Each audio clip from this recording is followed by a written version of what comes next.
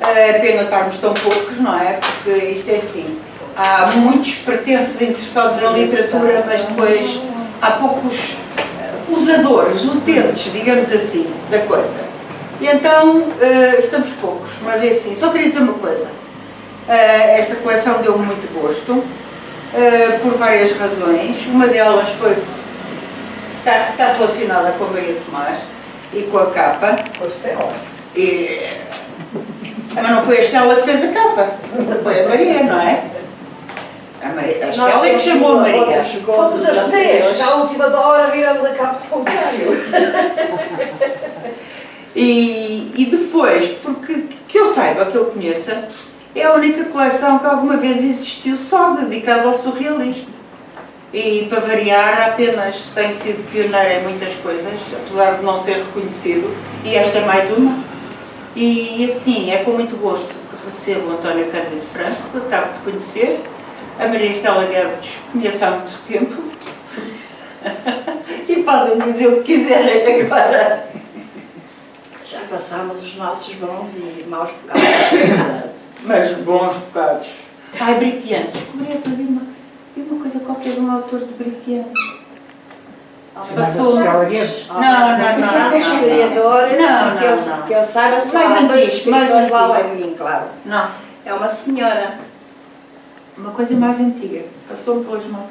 É o Catar, que é para eu pôr na história da Terra. Mas pronto, já disse. Já disse tudo, eu já disse tudo. Eu só quero dizer que tenho muito gosto em que estejam aqui. Realmente, se tivessem mais era melhor, sobretudo surrealistas. Porque a coleção abre para colmatar grande parte da minha ignorância.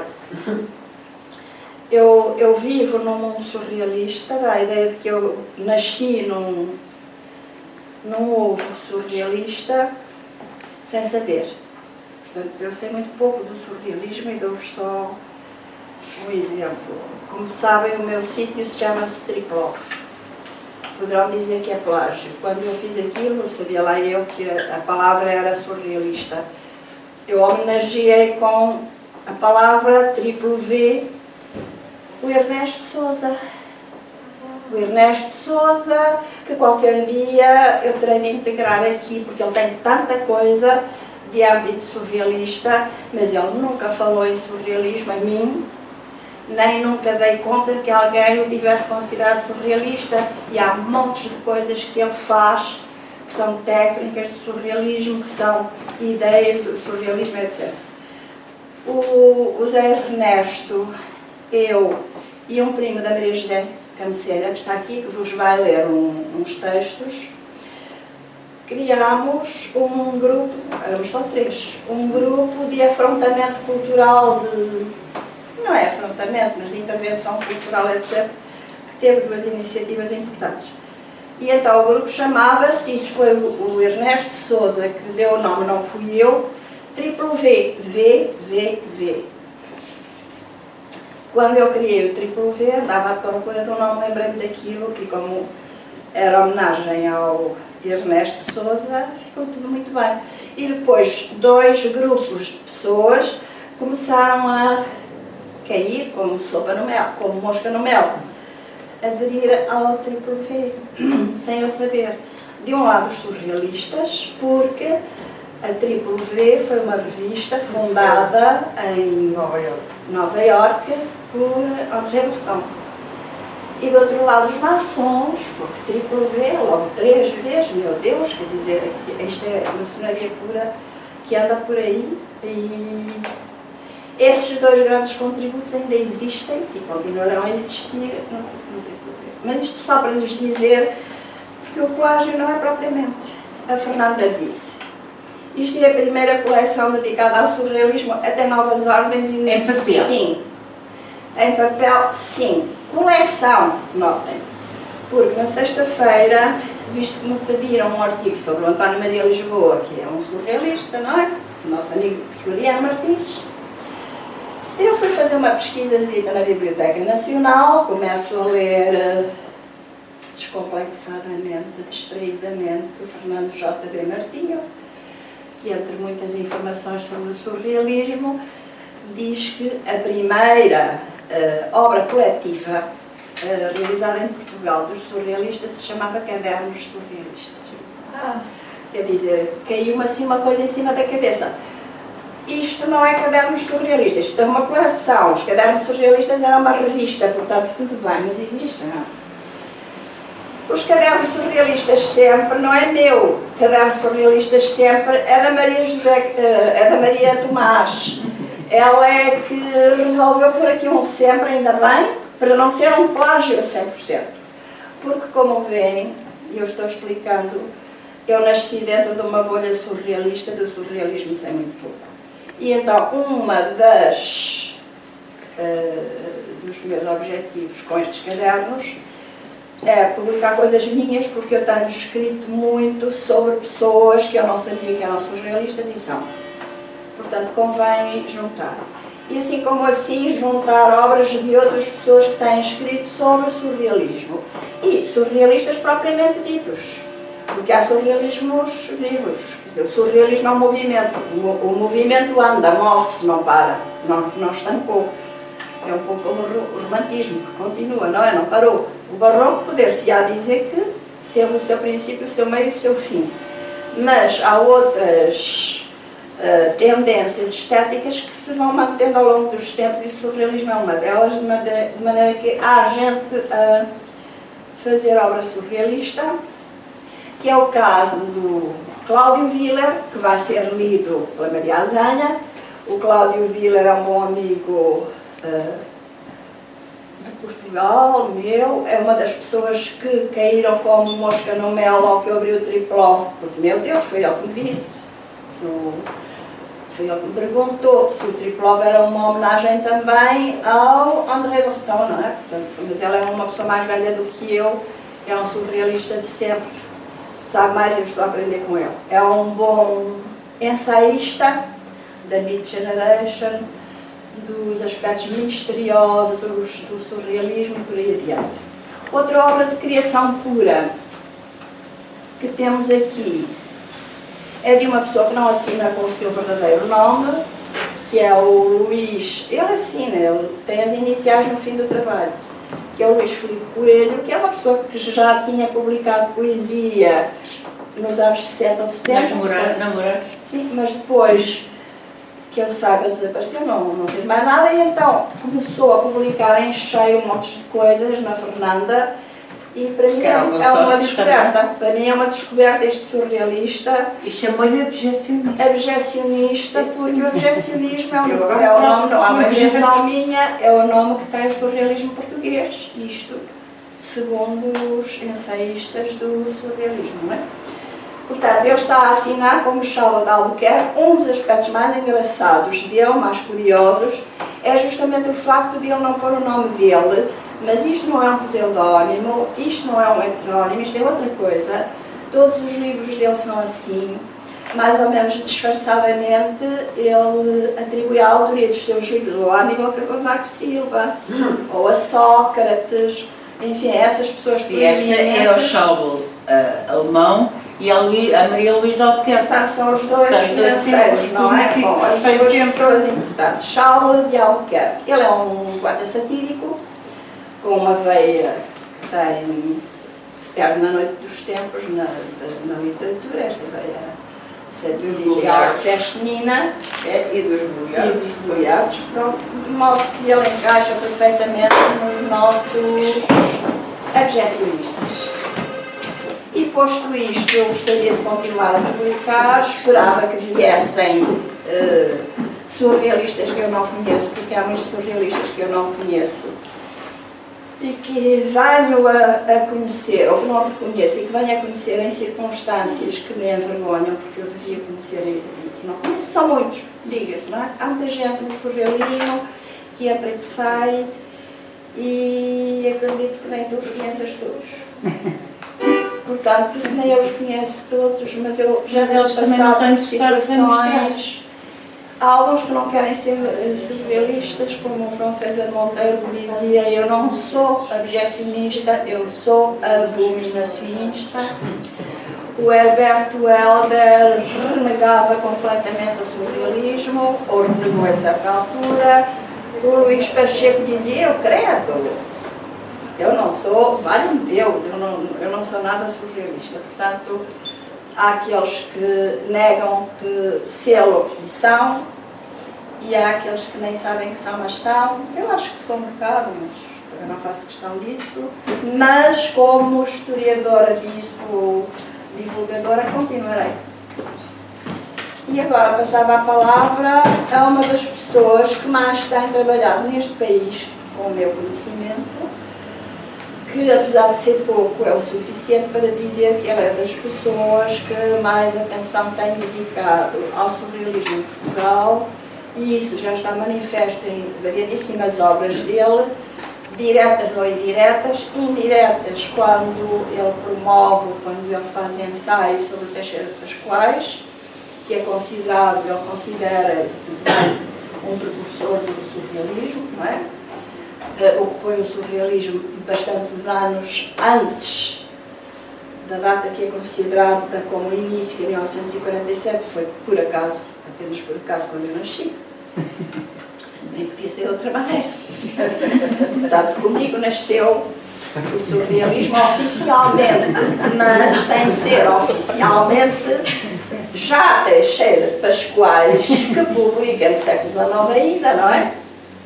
Era um precursor. Estas coisas têm sempre uns avós e uns três avós. E se calhar se formos ver para trás, vamos. E para a frente, logo se verá. O António Cândido Franco é poeta, é ficcionista, tem romances admiráveis sobre figuras da história portuguesa, é um ensaísta, e como ensaísta ele tem estado à frente de uma revista importante, que é a revista Ideia, a revista de cultura subversiva, libertária, revista de cultura libertária, e nos dois últimos volumes, que são duplos, são volumes grossos, o trabalho todo é sobre surrealistas, e um deles, que é o outro descoberto na nossa geração, de muitíssima qualidade, que é o Manuel de Castro, que vale a pena ler. Se vocês encontrarem o livro dele, Bonsoir Madame, é um livro lindíssimo, um dos nossos melhores poetas do século XX, independentemente de ser ou não ser surrealista. É realmente Manuel de Castro. E agora passaria a palavra a quem sabe mais do que eu. Estela, muito obrigado. Eu acho que toda a gente entendeu que a Estela foi sobretudo muito generosa. Foi sobretudo muito generosa na minha apresentação. Eu acho que ela já disse grande parte das coisas que aqui havia a dizer sobre esta coleção e sobre o surrealismo. Eu agradeço também à Fernanda Frazão esta iniciativa que teve, agradeço à livraria que nos recebe hoje aqui. Muito obrigado. Não sei exatamente comigo, mas por esta hospitalidade. É aquela senhora ali. Peço desculpa. Peço desculpa. Eu é a segunda vez que estou aqui. É a segunda. Estive uma vez numa iniciativa sobre o Agostinho da Silva. Sim, tive. Sim, senhora. E, portanto, o que é que eu poderei dizer?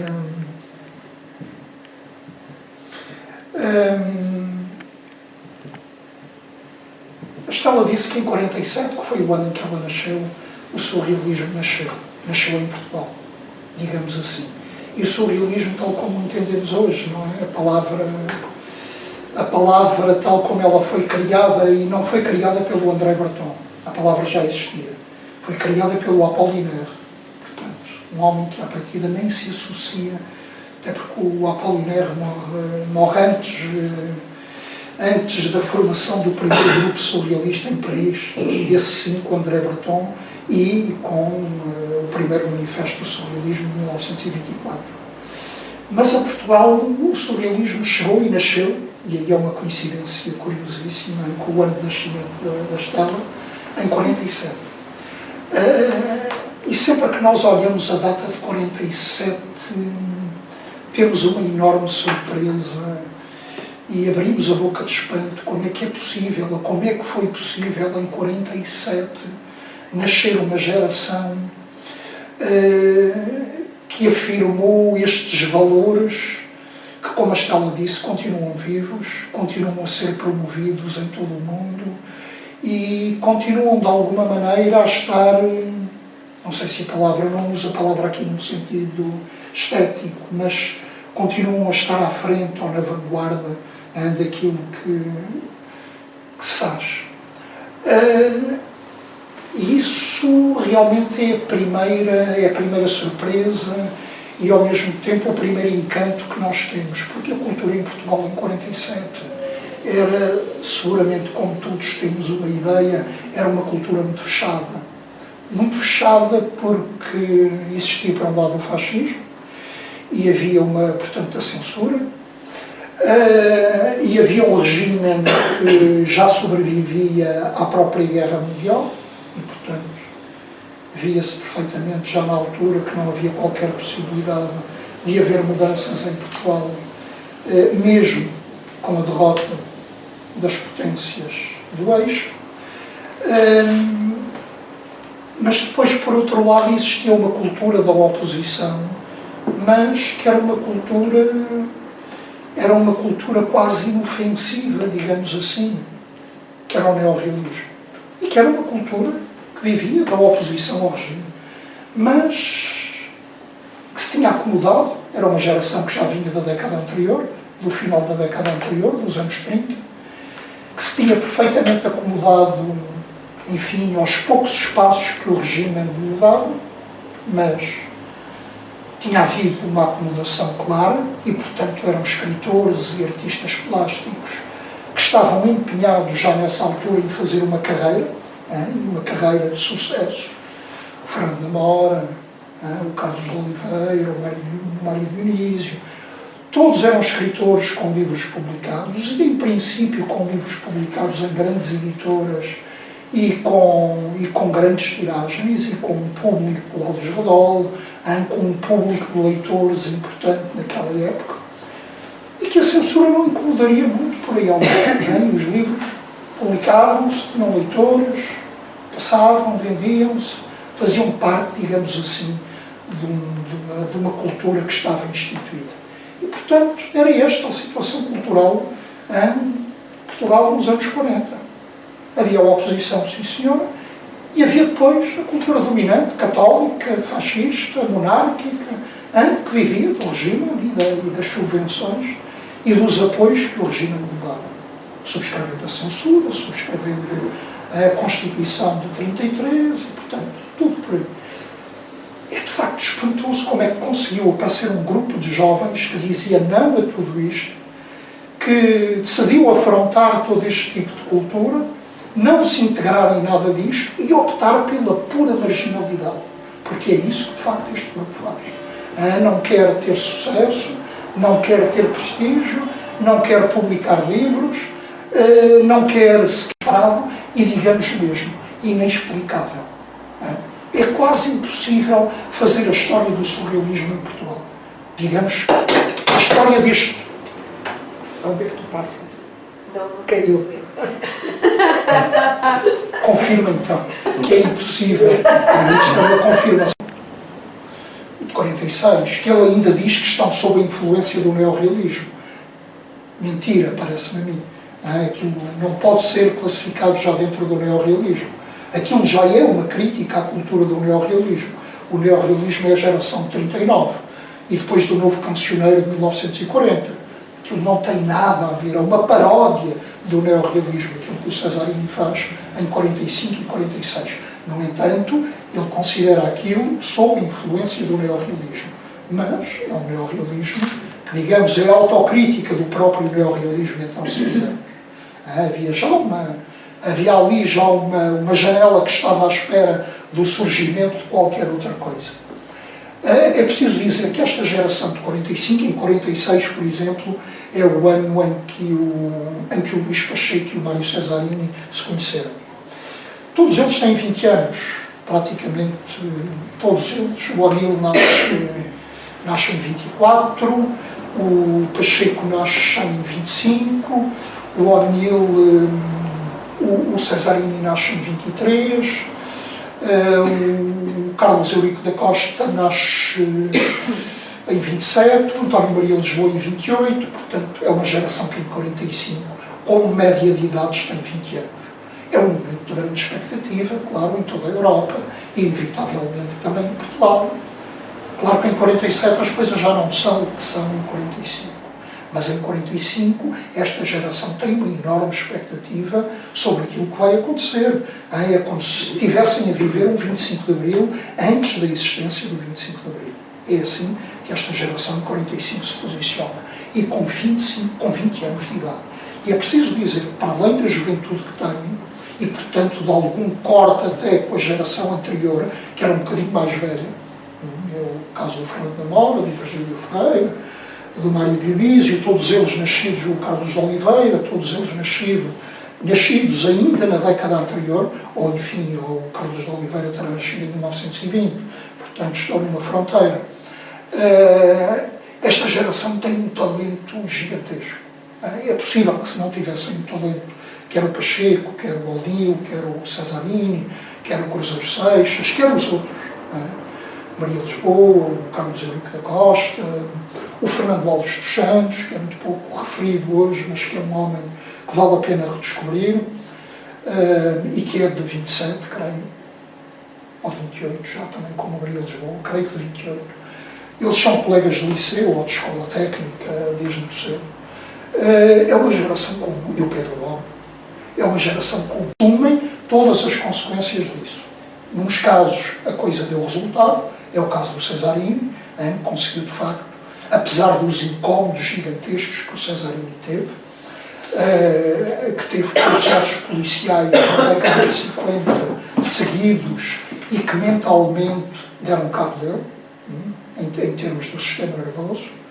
O Cesarini ficou muito afetado com as humilhações policiais que teve de viver na década de 50 por questões sexuais, só comparáveis àquelas que o Raul Miguel também viveu antes, mas viviam, nunca teve nada praticamente de ser. Foram opções muito, muito difíceis que esta geração fez e que são completamente contrárias, por exemplo, às opções que a geração neorrealista fez. A geração neorrealista, toda ela se integrou no sistema. Eram funcionários públicos, eram professores, alguns da universidade. É verdade que aqui ou ali viram as suas carreiras um bocadinho limitadas, mas foi muito, muito limitado. Digamos, esses limites que foram impostos à geração neorrealista não têm nada a ver com aquilo que a geração seguinte, esta de 47 e do surrealismo, viveu. Bom, tudo isto para dizer que esta geração, apesar deste panorama gigantesco, colossal, que apresenta, quer no domínio estético, quer no domínio ético, esta geração tem tido muito pouca receptividade. Os estudos que existem sobre o surrealismo em Portugal são praticamente insignificantes. Eu diria que, em termos de grandes estudos sobre o surrealismo em Portugal, há um único, publicado em 1987, de Maria de Fátima Marinho, e que é publicado, que eu considero de facto um grande estudo, mas que é publicado em 1987, há muitos anos, e muitos anos já depois também daqueles acontecimentos, e que o Cesarini, por exemplo, considerava que era uma nulidade absoluta. Portanto, imagina, o Cesarini estava à espera de uma ensaística totalmente diferente daquela que foi feita, mas foi amplos, largos, abertos e capazes de minimamente estarem à altura daquilo que foi o surrealismo em Portugal. Portanto, parabéns à Fernanda Frazão, parabéns à Maria Estela Guedes, por esta tentativa de, ao fim de tantos anos, criarem uma coleção que é de facto a primeira, que existe, dedicada ao surrealismo. Mesmo editoras que tiveram conexões importantes com o surrealismo, estou a pensar na Minotauro, na década de 60, e depois na Assíria Alvim, no final da década de 70 e na década de 80, à qual o Cesarini esteve tão ligado, e que mesmo assim nunca conseguiram, e o Cesarini queixava-se. Eu auguro de facto uma grande vida a esta coleção, porque está tudo por fazer, e portanto, isto ao princípio parece difícil, mas depois, pouco a pouco, seguramente que as coisas se encaminharão, porque está tudo por fazer. E há muito para fazer. Assim aparece a quem queira fazer. Sim, já apareceram. Para já podemos dar a malta com a ideia e nós com os cadernos e poderemos ir mais adiante. E é que nós não estamos em condições de perceber. E, evidentemente, vão ver na geração surrealista um colosso, algo de gigantesco. E vão surpreender-se como é que, de facto, nada há sobre eles. Ou muito pouco. Há autores surrealistas desta geração que caíram em absoluto no esquecimento. É o caso do Fernando Alves dos Santos. Fernando Alves dos Santos, estou a falar do Fernando Alves dos Santos, que é de todos eles o mais desconhecido. Chegaria para fazer uma geração. Portanto,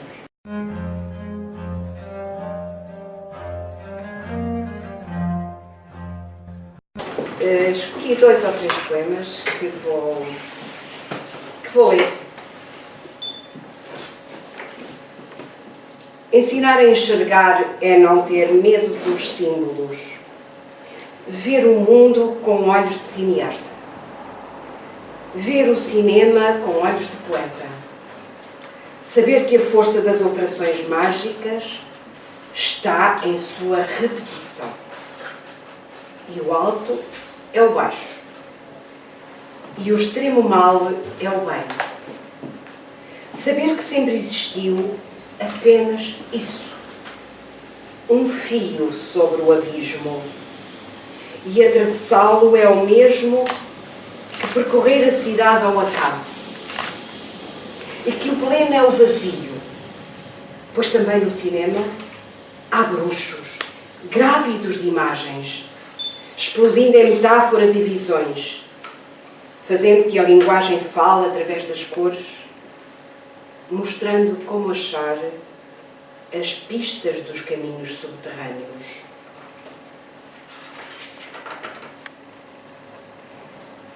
Este é um mergulho na densidade do mundo, na dualidade da morte.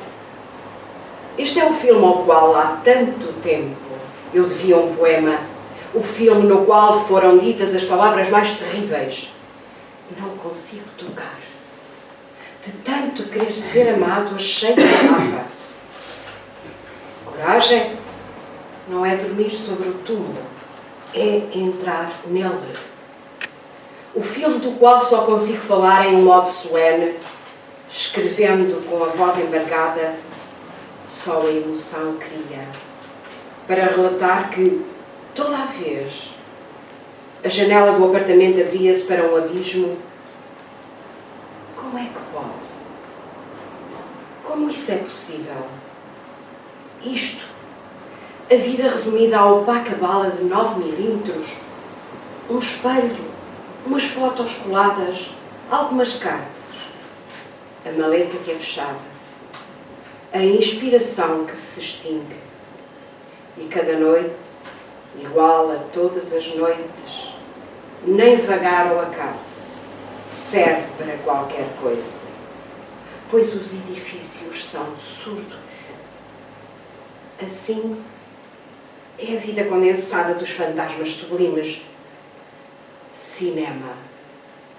Seu verdadeiro nome é confissão.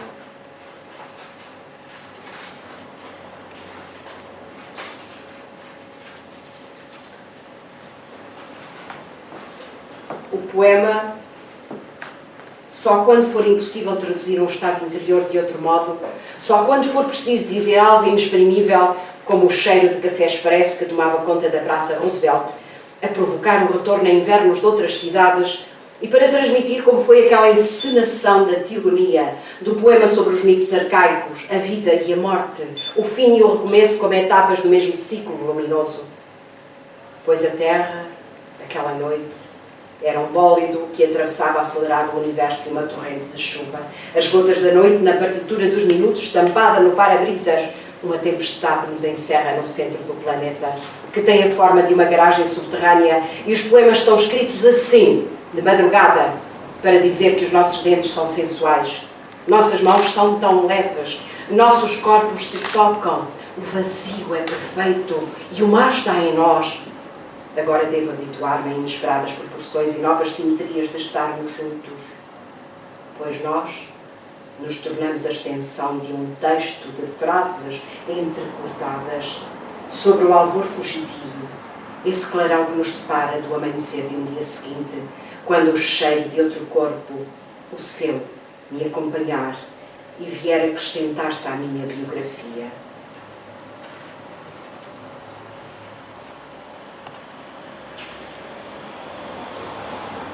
Escrito durante uma leitura de poesia.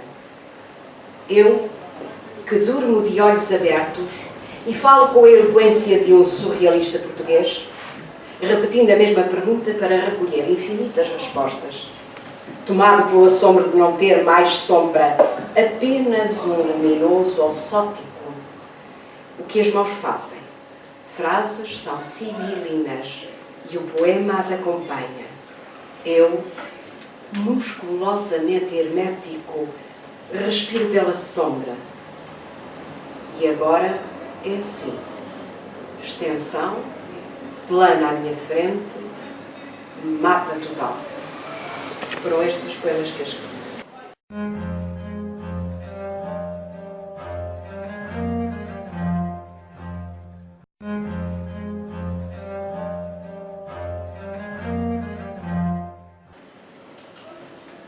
Quando o além queda, aquém do nada, na caverna da Algoria Lusitana. Na caverna da Algoria Lusitana nada, de Grécia ou Grácia Sombra, las engana.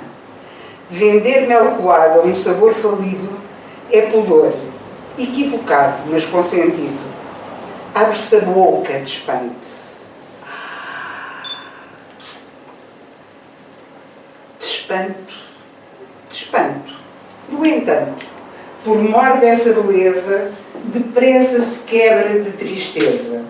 No entanto, por mor dessa beleza, depressa se quebra de tristeza a chuva da religiosa manta, vela ou louva a Deus sua garganta. Um furacão nas Filipinas, um furagato em virginais vaginas. Furagato? Vaginas?